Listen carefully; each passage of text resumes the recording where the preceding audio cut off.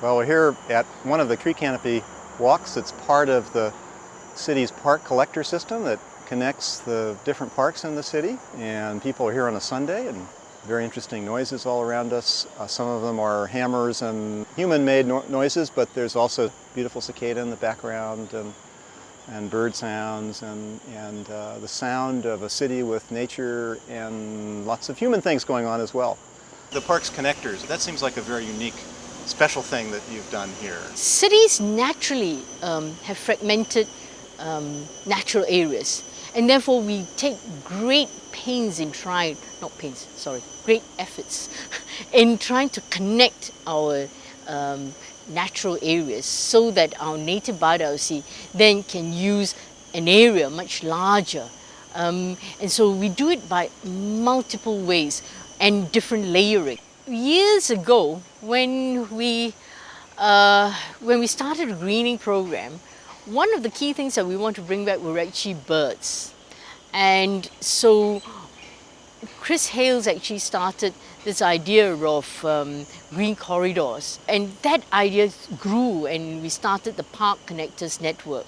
The Park Connectors Network connect wildlife, connect people. So they connect parks to parks, it connects residential areas to parks, and they just ramify into different loops all around. So now we have more than 150 or so kilometers of park connectors, and by the end of it all we hope to get about over 300 kilometers of park connectors. It's so accessible, because that's the other important thing, that if things are accessible then people will use it. So I think the park connectors are a wonderful way of ensuring healthy lifestyle, healthy biophilia, as well as connecting the practical side of things, and that's connecting destinations.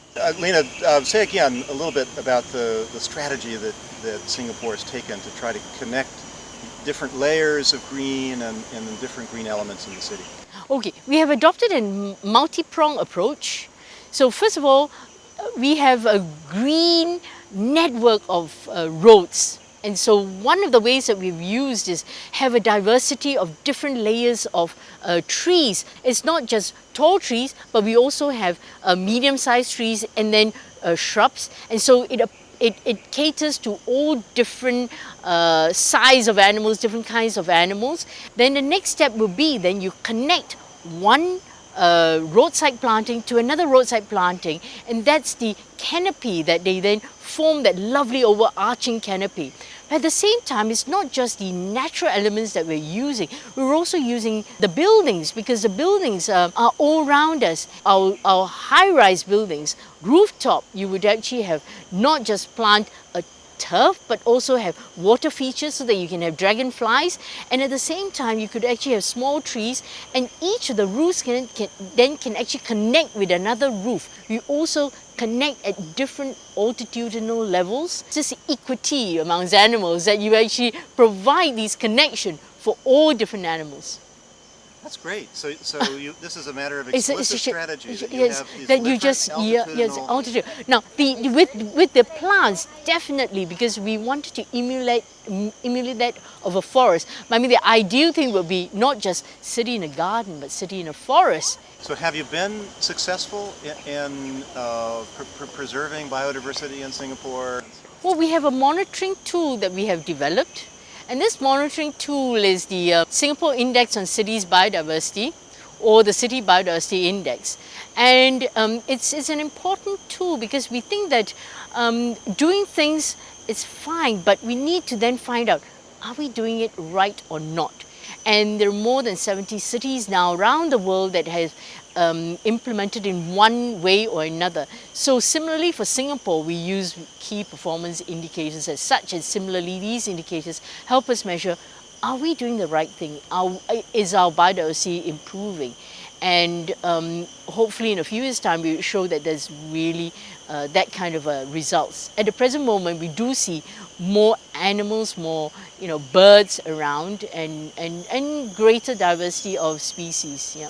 You're a very dense and growing city. It would seem you have some real challenges in protecting and restoring the nature you have here. Yes, indeed, we do have challenges. And how do we go about it? We try and look at it from a solutions approach. So what we do is that, first of all, the key thing is to keep ecosystems, and I think that's very important. So for us, if the ecosystems are not there, the species can't survive. And second, then we also take the species approach. There are some species that we think we need to actually help and give them a little boost, because what we do about plants is that we're trying to up the conservation status. Like for example, you have endangered species, we actually go out, look for these endangered species, bring them back, put it in a nursery, plant them, and then plant them out.